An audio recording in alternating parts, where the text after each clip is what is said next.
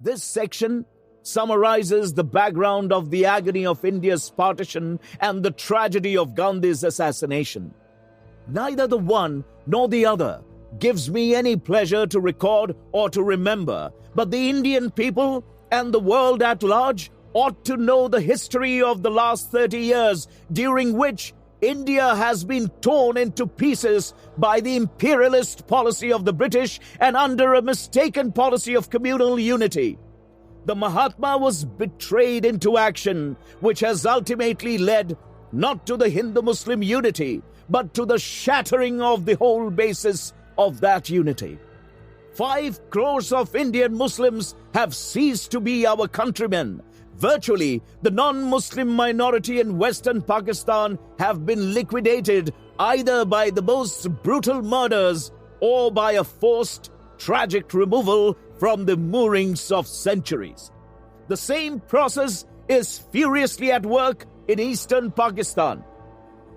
110 millions of people have become torn from their home, of which not less than 4 millions are Muslims. And when I found that even after such terrible results, Gandhiji continued to pursue the same policy of appeasement, my blood boiled, and I could not tolerate him any longer.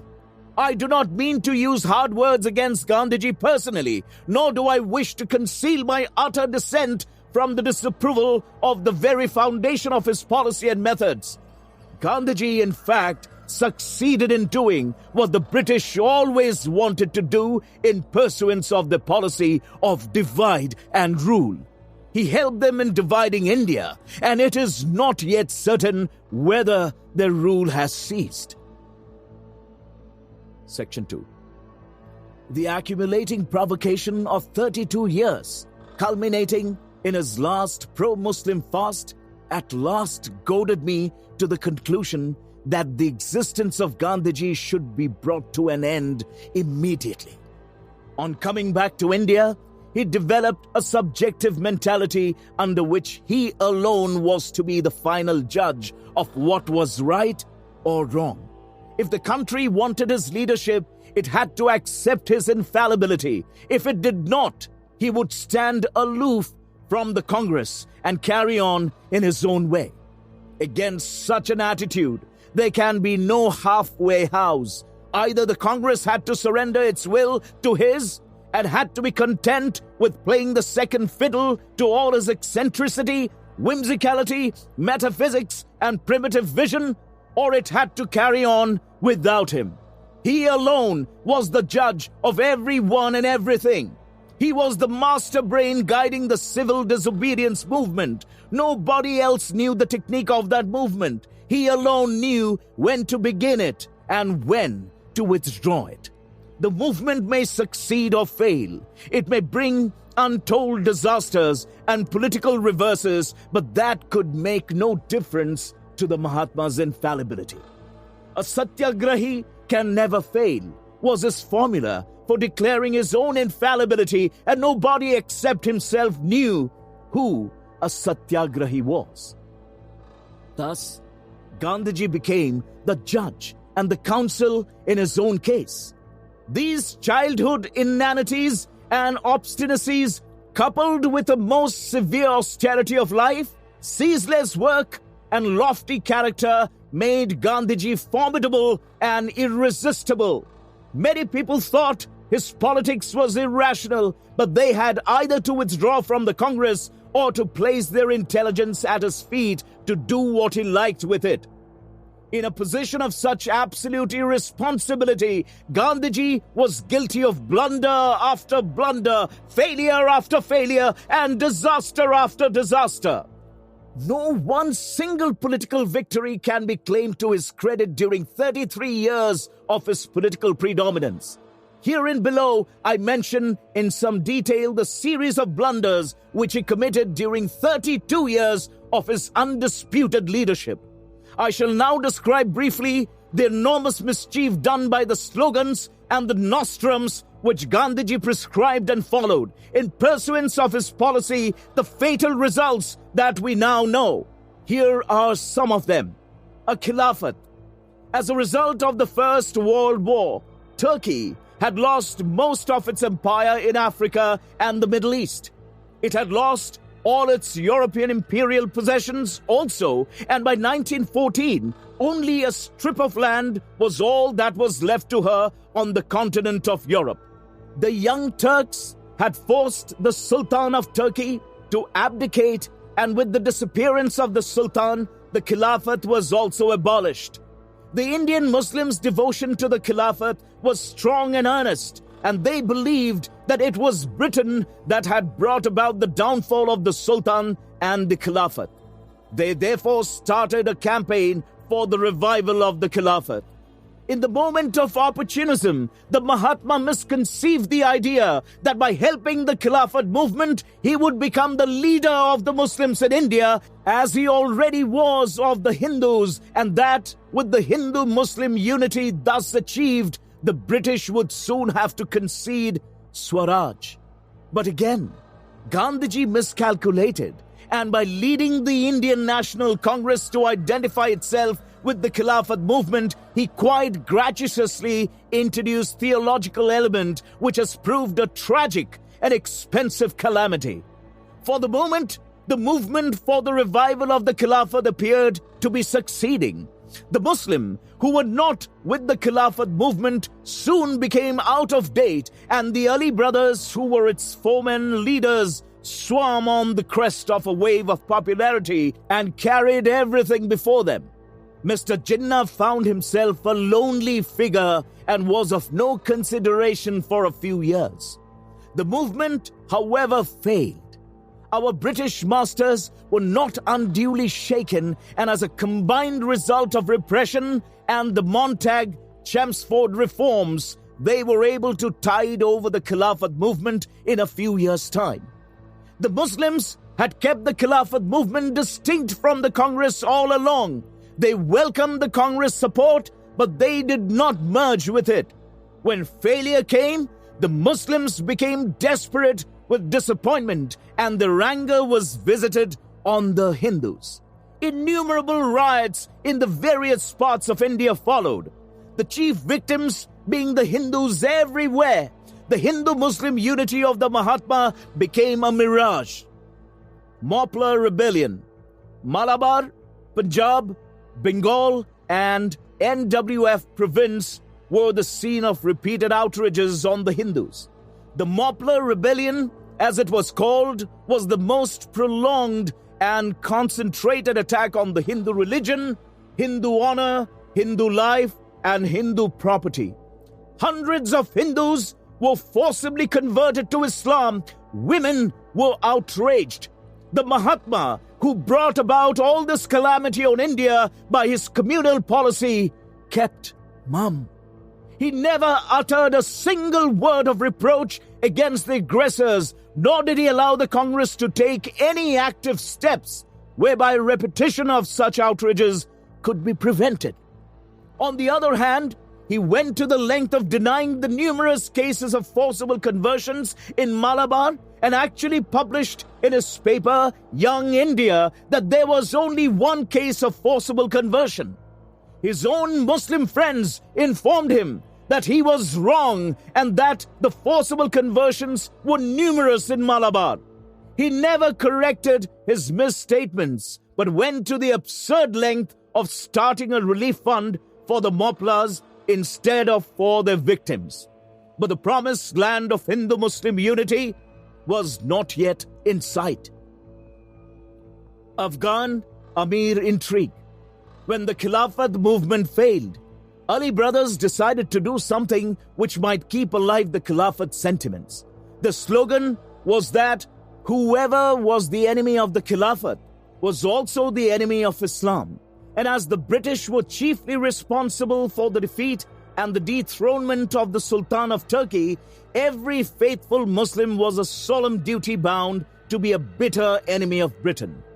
With that object, they secretly intrigued to invite the Amir of Afghanistan to invade India and promised him every support. There is a long history behind this intrigue. Ali brothers never denied their share in the conspiracy. The Mahatma pursued his tactics of getting Hindu-Muslim unity by supporting the Ali brothers through thick and through thin.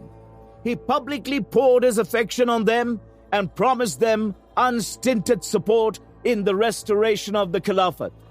Even with regard to the invasion of India by the Amir, the Mahatma directly and indirectly supported the Ali brothers. This is proved beyond the shadow of a doubt. The late Mr. Shastri, Mr. C.Y. Chintamani, the editor of the Leader of Allahabad, and even the Mahatma's lifelong friend, the late Reverend C.F. Andrews, told him quite clearly that his speeches and writings amounted to a definite support to the Ali brothers in their invitation to the Amir of Afghanistan to invade India.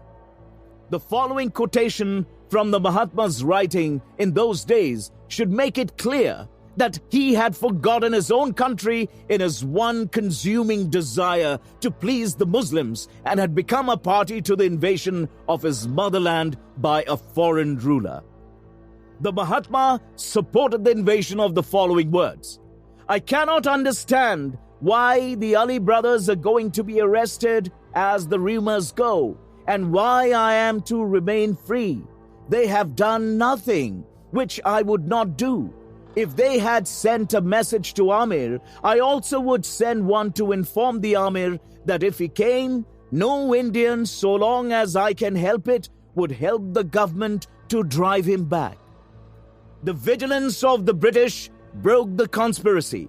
Nothing came out of the Ali brothers' grotesque scheme to the invasion of India, and Hindu-Muslim unity remained as far away as before. Attack on Arya Samaj. Gandhiji ostentatiously displayed his love for Muslims by a most unworthy and unprovoked attack on the Arya Samaj in 1924. He publicly denounced the Samaj for its supposed sins of omission and commission. It was an utterly unwarranted, reckless, and discreditable attack. But whatever would please the Mohammedan was the heart's desire of Gandhiji. The Arya Samaj made a powerful but polite report, and for some time, Gandhiji was silenced. But the growing political influence of Gandhiji weakened the Arya Samaj. No follower of Swami Dayanand could possibly be a Gandhian congressman in politics. The two things are entirely incompatible, but the lure of office and leadership had induced numerous Arya Samajists to play the double game of claiming to be Gandhiite congressmen and Arya Samajists at the same time. The result was that a ban on Satyartha Prakash was imposed by the government of Sindh 4 years ago. The Arya Samaj, on the whole, took it lying down. As a result, its hold on Hindu social and religious life has been further considerably crippled. Individual members of the Samaj are and were strong nationalists. The late Lala Rajpat Rai and Swami Shraddhanand, to mention only two names, were staunch Arya Samajists, but they were foremost amongst the leaders of the Congress till the end of their life. They did not stand for blind support to Gandhiji, but were definitely opposed to his pro-Muslim policy and openly fought him on that issue. But these great men are gone now. We know that the bulk of the Arya Samaj continues to be what they always were, but they are ill-informed and badly led by the self-seeking sections of the Samaj. The Samaj has ceased to be the force and the power that it was at one time. Gandhiji's attack did not improve his popularity with the Muslims, but it provoked a Muslim youth to murder Swami Shraddhanandji within a few months.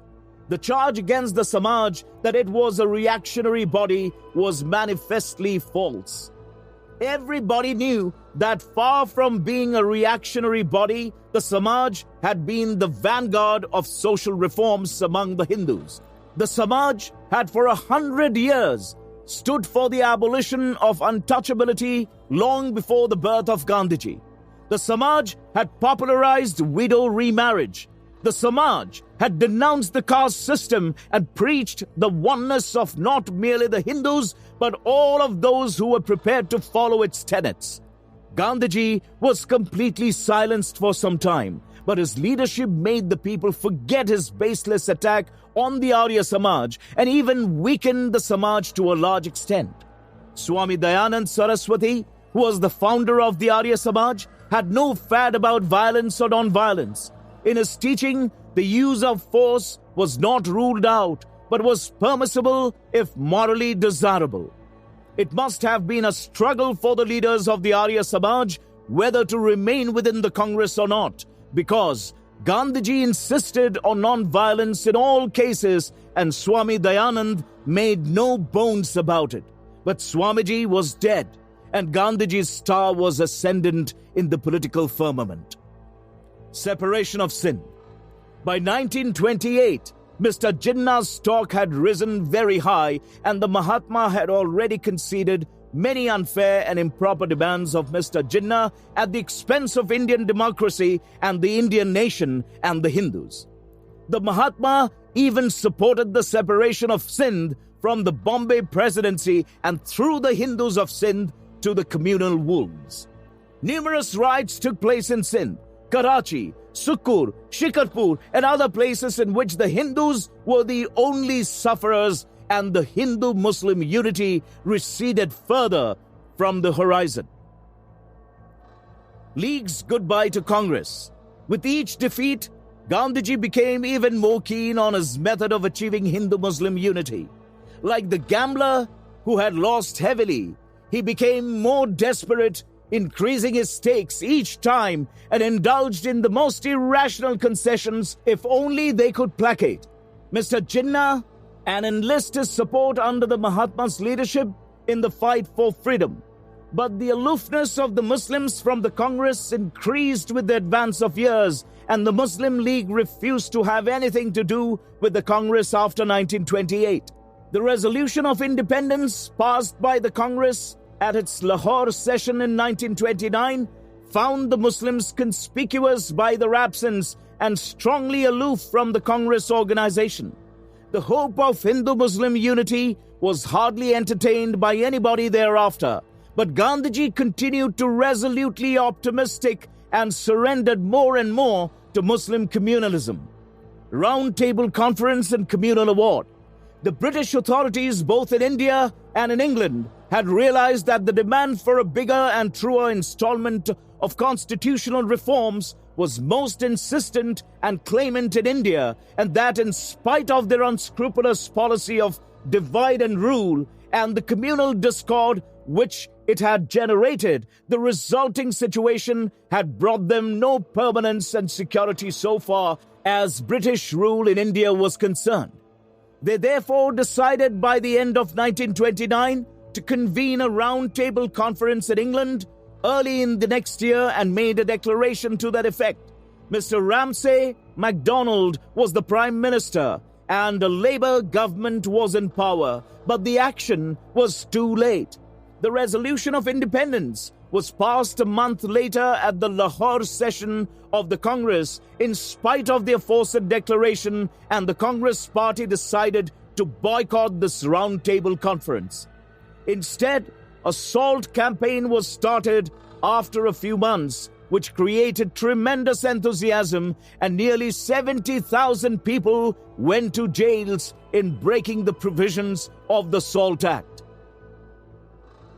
The Congress, however, soon regretted its boycott of the first round-table conference, and at the Karachi Congress of 1931, it was decided to send Gandhiji alone as the Congress representative to second session of round-table conference. Anybody who reads the proceedings of that session will realize that Gandhiji was the biggest factor in bringing about the total failure of the conference. Not one of the decisions of the Round Table Conference was in support of democracy or nationalism, and the Mahatma went to the length of inviting Mr. Ramsay MacDonald to give what was called the Communal Award, thereby strengthening the disintegrating forces of communalism which had already corroded the body politic for 24 years past. The Mahatma was thus responsible for a direct and substantial intrusion of communal electorate and communal franchise in the future Parliament of India. There is no wonder that when the Communal Award was given by Mr. Ramsay MacDonald, the Mahatma refused to oppose it, and the members of the assembly were asked neither to support nor to reject it. Gandhiji himself put an axe on the communal unity on which he had staked so much for the previous 15 years. No wonder, under the garb of minority protection, we got in the Government of India Act of 1935, a permanent statutory recognition of communal franchise, communal electorate, and even weightage for the minorities, especially the Muslims, both in the provinces and in the center. Those elected on the communal franchise would be naturally communal-minded and would have no interest in bridging the gulf between communalism and nationalism. The formation of a parliamentary party on political and economic grounds thus became impossible. Hindus and Muslims became divided in opposite camps and worked as rival parties, placing increased momentum to separatism. Almost everywhere, Hindus became victims of communal orgies at the hands of the Muslims. People became perfectly cynical about any possibility of unity between Hindus and Muslims, but Gandhiji kept on repeating his barren formula all the time. Here reference to Pandit Madan Mohan Malviya's speech against the acceptance of Communal Award. Acceptance of offices and resigning in half. Provincial autonomy was introduced from the 1st of April 1937 under the Government of India Act 1935. The Act was bristling with safeguards, special powers, protection to British vested interests, and continuation of the existing British personnel in the various services intact. The Congress, therefore, would not accept office at first, but soon found out that in every province a ministry was constituted, and that at least in 5 provinces they were functioning in the normal manner. In the other 6 provinces, the ministers were in a minority, but they were forging ahead with the nation-building program, and the Congress felt that it would be left out in the cold if it persisted in its policy of barren negation. It therefore decided to accept office in July 1937. In doing so, it committed a serious blunder in excluding the members of the Muslim League from effective participation in the cabinet. They only admitted into the cabinet such Muslims as were congressmen. This was the right policy for a country with citizen franchise and without communal representation, but having accepted communal electorate and communal franchise and other paraphernalia of separatism, it became untenable to keep out the members of the Muslim League, who represented the bulk of the Muslims in every province where they were in a minority. The nationalist Muslims who became ministers were not representatives of the Muslims in the sense in which the Muslim League members were, and in not taking the League members in the cabinet, the Congress openly repudiated its own action in statutorily having recognized itself communalism by statute. On the other hand, the Muslims were quite unwilling to come under the Congress control. Their interest never needed protection. The governors were there always ready and willing to offer the most sympathetic support, but the rejection of Muslim League members as ministers gave Mr. Jinnah a tactical advantage, which he utilized to the full, and in 1939, when the Congress resigned office in a huff, it completely played in the hands of the Muslim League and British imperialism. Under Section 93 of the Government of India Act 1935, the governments of the Congress provinces were taken over by the governors, and the Muslim League ministries remained in power and authority in the remaining provinces. The governors carried on the administration with a definite leaning towards the Muslims, as an imperial policy of British and communalism reigned right throughout the country through the Muslim ministries on the other hand, and the pro-Muslim governors on the other. The Hindu-Muslim unity of Gandhiji became a dream, if it were ever anything else, but Gandhiji never cared. His ambition was to become the leader of Hindus and Muslims alike, and in resigning the ministries, the Congress again sacrificed democracy and nationalism. The fundamental rights of the Hindus, religious, political, economic, and social, all were sacrificed at the altar of the Mahatmic obstinacy. League taking advantage of war. Encouraged by the situation thus created, the Muslim government in 5 provinces and the pro-Muslim governors in the other 6, Mr. Jinnah went ahead in full speed. The Congress opposed the war in one way or another. Mr. Jinnah and the Leagues had a very clear policy. They remained neutral and created no trouble for the government. But in the year following, at the Lahore session of the Muslim League, passed a resolution for the partition of India as a condition for the cooperation in the war. Lord Linlithgow, within a few months of the Lahore resolution, gave full support to the Muslims in the policy of separation by a declaration of government policy which assured the Muslims that no change in the political continuation of India will be made without the consent of all the elements in India's national life. The Muslim League and Mr. Jinnah were thus vested with a veto over the political progress of this country by the pledge given by the Viceroy of India. From that day, the process of disintegration advanced with accumulated force. Muslims were not prohibited by the League from getting recruited to the army, navy, and air force, and they did so in large numbers. In fact, the Punjab Muslims resented their percentage in the Indian army at all reduced. Thus, with a view to preparing for eventualities in the future Muslim state, as is being done in Kashmir today, and of course the Muslim League never created any difficulty for the government throughout the 6 years of the global war, refers to speech of the late Sri Sikandar Hayat Khan delivered at Cairo before armed force during the last World War.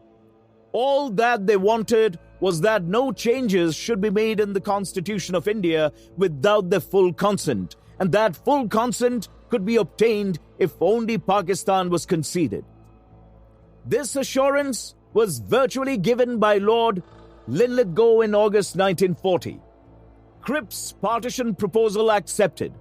The Congress did not know its own mind as to whether it should support the war, oppose, or remain neutral.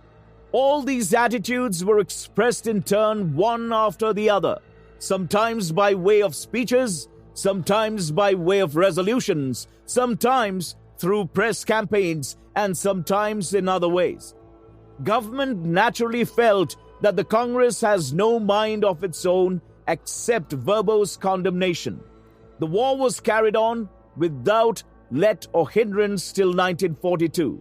The government could get all the men, all the money, and all the material which their war efforts needed. Every government loan was fully subscribed.